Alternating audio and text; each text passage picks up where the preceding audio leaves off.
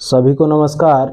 आज हम लोग संधारित्र पर आधारित कुछ न्यूमेरिकल सॉल्व करेंगे और संधारित्र पर आधारित एक न्यूमेरिकल है। उस क्वेश्चन नंबर 6 ये जो सामने दिख रहा है, संधारित्र की धारिता की परिभाषा दीजिए। सबसे पहले धारिता की परिभाषा पूछा जा रहा है और उसके बाद इस पर आधारित एक न्यूमेरिकल दिया गया है, एक सर्किट दिया गया है, उसको सॉल्व करना है। तो हम लोग क्या करेंगे, संधारित्र की धारिता को सबसे पहले परिभाषित करेंगे और समझेंगे कि संधारित्र की, इसके पहले क्लास में संधारित्र के बारे में डेरिवेशन भी करवाया गया है और संधारित्र की धारिता को निकलवाया गया है कि कितनी संधारित्र की धारिता होती है और संधारित्र होता क्या है। और संधारित्र की धारिता अगर एक बार और समझें तो हम लोग कह सकते हैं कि संधारित्र का धारिता का एक रिलेशन है जिसे हम लोग कहते हैं, फार्मूला ये याद रखेंगे, Q बराबर C इंटू V। जब भी संधारित्र की बात होगी तो ये फार्मूला हमेशा याद रखेंगे। और संधारित्र की धारिता की अगर परिभाषा की बात होगी तो हम लोग संधारित्र की धारिता अगर यहाँ से देना चाहें तो ये C होता है धारिता, और ये C चाहे चालक हो या फिर संधारित्र हो, इसकी जो धारिता होगी वो Q अपान V हो जाएगी, ये धारिता होगी। और अगर इसका आवेश के टर्म में देना चाहें तो यदि हम लोग पुट कर दें कि V इक्वल टू 1 वोल्ट है, यानी 1 वोल्ट से वृद्धि करना है किसी संधारित्र का, या फिर संधारित्र का विभव 1 वोल्ट से वृद्धि करने में, संधारित्र का विभव 1 वोल्ट से वृद्धि करने में जो आवेश दिया जाता है, क्योंकि यहाँ 1 वोल्ट अगर पुट करेंगे तो ये यहाँ 1 वोल्ट पुट करेंगे तो C आएगा Q के बराबर। इसका मतलब जो 1 वोल्ट से वृद्धि करने में जो आवेश काम में आएगा वही उसकी धारिता होगी। तो हम लोग परिभाषित कर सकते हैं कि किसी संधारित्र का या संधारित्र का विभव 1 वोल्ट से वृद्धि करने में, विभव 1 वोल्ट से वृद्धि करने में जो आवेश दिया जाता है, संधारित्र को जो आवेश दिया जाता है वह आवेश उस चालक की धारिता कहलाती है। तो यहाँ संधारित्र की धारिता को हम लोग डिफाइन कर देंगे और इस पर एक प्रॉब्लम, ये न्यूमेरिकल के लिए ये formula Q equal to C V या फिर C equal to Q upon V हम लोग हमेशा याद रखेंगे। तो इस तरह से एक न्यूमेरिकल है। यहाँ अगर सर्किट को बनाया जाए तो ये सर्किट कुछ इस तरह से बनाया गया है।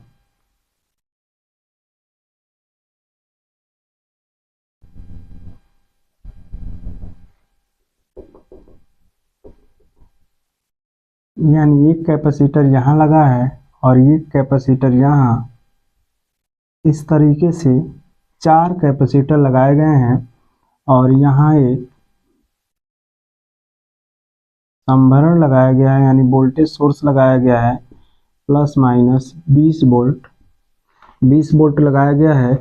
और यहाँ हम लोग देख सकते हैं तो ये 6 माइक्रोफैरड है और यहाँ 3 माइक्रोफैरड, और यहाँ हम लोग कह सकते हैं कि दिया गया है 12 माइक्रोफैरड और यहाँ 4 माइक्रोफैरड, तो ये गिवन है। और यहाँ एक रेजिस्टेंस लगाया गया है, ये रेजिस्टेंस कितना ओम है,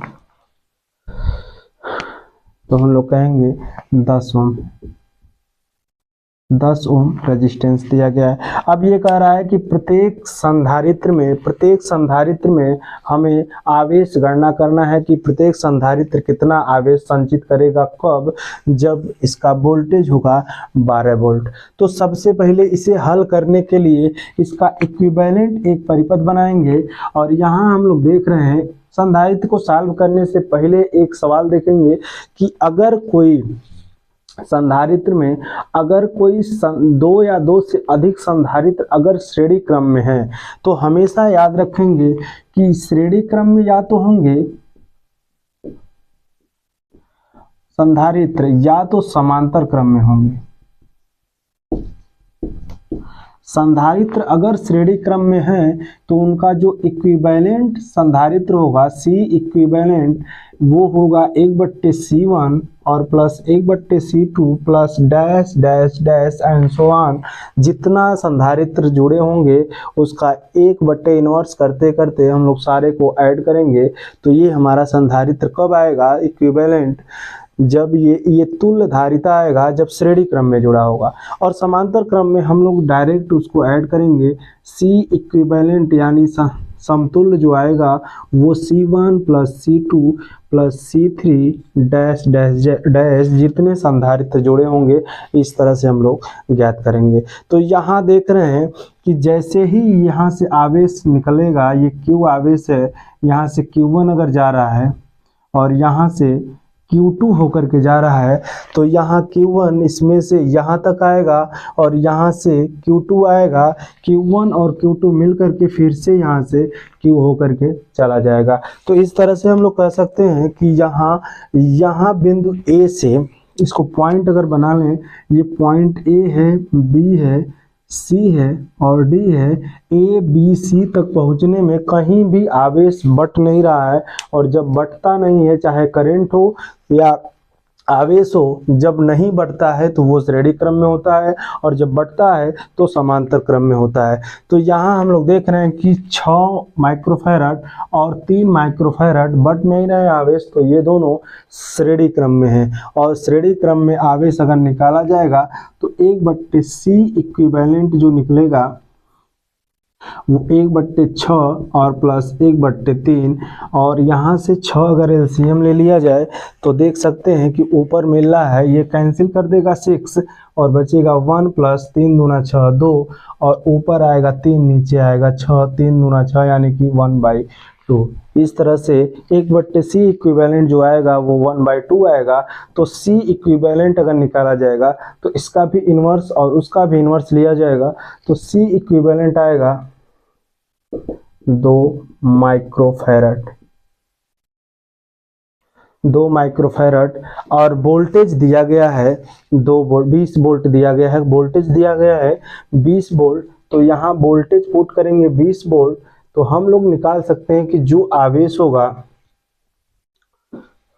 यहाँ जो आवेश होगा Q equal to C equal to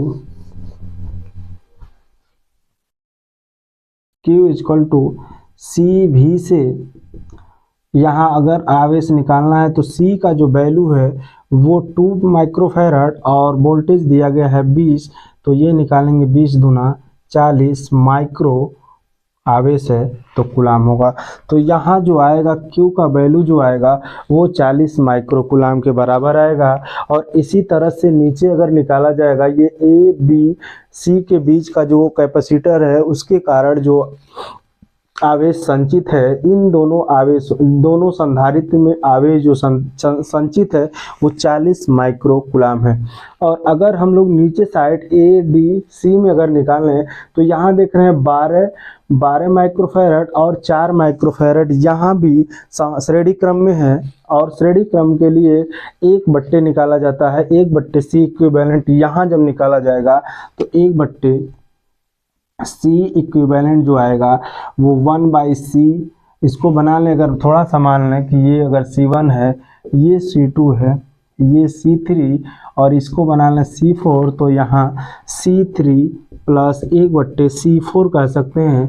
और इसका जब एलसीएम लेंगे, ये C इक्विवेलेंट डैश निकालने हम लोग क्योंकि अलग है, तो यहाँ से 1/12 और प्लस 1/4, और यहाँ फिर 12 एलसीएम होगा तो 12 से 12 कैंसिल यानी 1 और 4/3 12 यानी 4/12, 4/3 12 1/3, और 1/C इक्विवेलेंट जो डैश होगा वो 1/3 के बराबर है, तो C इक्विवेलेंट डैश निकलेगा 3 माइक्रोफैराड के बराबर होगा।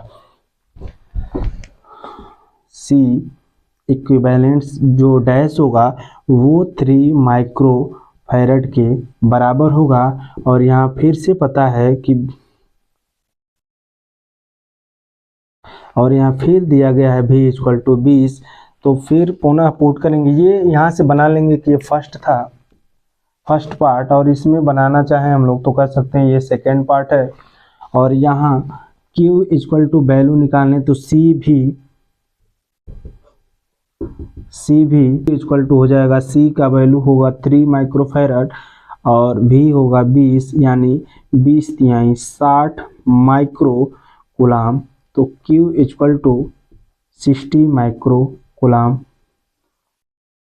तो ये इस तरह से हम लोग कह सकते हैं कि जो ए बी सी में जो संधारित्र है उसमें संचित आवेश जो होगा वो 40 माइक्रो कूलाम होगा। ये 40 माइक्रो कूलाम होगा। और यहाँ ए डी सी में जो आवेश संचित होगा, ए डी सी में जो कैपेसिटर है उसमें संचित जो आवेश होगा वो 60 माइक्रो कूलाम है। तो यहाँ इस तरह से हम लोग कैलकुलेट कर सकते हैं, चाहे आवेश पूछे, चाहे वोल्टेज पूछे, विभव पूछे, या फिर इसकी धारिता पूछे, तो कुछ भी दो दिया गया है तो ये फार्मूला संधारित्र से रिलेटेड हम लोग ये फार्मूला हमेशा याद रखेंगे कि Q is equal to C into V, Q बराबर C भी हम लोग हमेशा याद रखेंगे। और यही फार्मूला ये Q is equal to C V बताएगा कि इसमें आवेश, संधारित्र की धारिता और विभव कितना है। तो हम लोग बस एक चीज, इसमें न्यूमेरिकल बहुत आसान होता है और इसमें से न्यूमेरिकल एक तो पूछा जाएगा, इंपॉर्टेंट होता है, और बस कुछ भी नहीं करना होता। श्रेणी और समांतर क्रम अगर पहचान गए, श्रेणी क्रम देख लेना कि इसमें आवेश फ्लो करके देख लेना कि अगर आवेश चलता हुआ पहले पॉइंट से निकल करके आखिरी पॉइंट तक वही आवेश जा रहा है और कहीं रास्ते में बट नहीं रहा है, तो जब बटेगा नहीं तो वो हमेशा श्रेणी क्रम में होता है। और जब आवेश या विद्युत धारा की बात हो, जब बट जाता है तो वो समांतर क्रम में होता है। तो अगर श्रेणी क्रम और समांतर क्रम जान गए तो वहाँ प्रतिरोध का यहाँ उल्टा होता है। प्रतिरोध वहां हम लोग प्रतिरोध जब जोड़ते हैं श्रेणी क्रम में तो direct R equivalent equal to R1 plus R2 direct करते हैं। बस यहाँ उल्टा है कि वो जो श्रेणी क्रम में जोड़ते थे इस संधारित्र में वो समांतर क्रम में जोड़ेंगे, तो और जो समांतर क्रम में जोड़ते थे वो श्रेणी क्रम में जोड़ेंगे। हालांकि श्रेणी क्रम ये दोनों श्रेणी क्रम में ही था, यहाँ समांतर यूज में काम में नहीं आया है। लेकिन समांतर क्रम अगर ये दोनों आपस में पूछता, ये रेजिस्टेंस नहीं होता और ये दोनों आपस में पूछता कि तुल्य, इसका अगर एक क्वेश्चन और ऐड कर लेता कि तुल्य धारिता निकालिए कि तुल्य धारिता कितनी होगी, तो तुल्य धारिता निकालने के लिए 1/C equal to 1/C equivalent plus 1/, तुल्य धारिता निकालने के लिए हम लोग कहेंगे कि जो C इक्विवेलेंट होगा तथा C इक्विवेलेंट डैश होगा, जो ये दोनों आपस में, यहाँ देख रहे हैं इसमें भी आवेश बटेगा, नीचे भी आवेश बटेगा, इसका मतलब ये दोनों समांतर क्रम में होंगे। C इक्विवेलेंट और C इक्विवेलेंट डैश जो होगा वो समांतर क्रम में होगा। और समांतर क्रम में जो C निकलेगा वो डायरेक्ट जोड़ा जाएगा, C इक्विवेलेंट और प्लस C इक्विवेलेंट डैश, और दोनों को जब जोड़ देंगे तो ये कितना है दिया है, अभी हम लोग निकाले हैं कि ये 40 माइक्रो कूलाम आवेश है।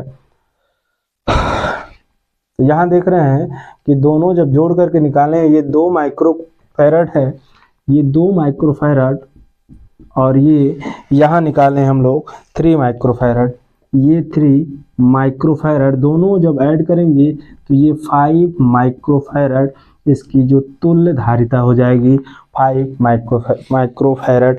तो इस तरह से कुछ भी न्यूमेरिकल में पूछे, अगर श्रेणी और समांतर पता कर ले गए तो इसका मतलब जैसा भी न्यूमेरिकल पूछा जाएगा वो न्यूमेरिकल हल हो सकता है। और इसका अगर ये दोनों जोड़ने के बाद एक सर्किट बनाई जाए तो ये सर्किट कुछ इस तरह से दिखेगा।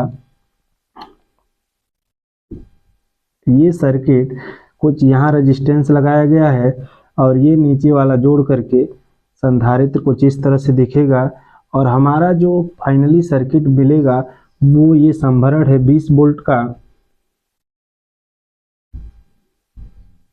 और ये फाइनली जो सर्किट मिलेगा वो यहाँ से ये मिल जाएगा।